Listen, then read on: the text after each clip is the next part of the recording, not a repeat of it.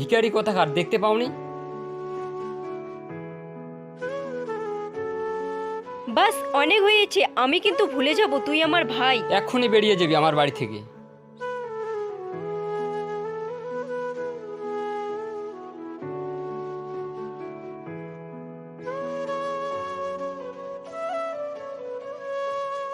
তুই কোথায় যাচ্ছিস? যেখানে আমার স্বামীর সম্মান নেই সেখানে আমি থাকতে চাই না। বের হয়ে যা।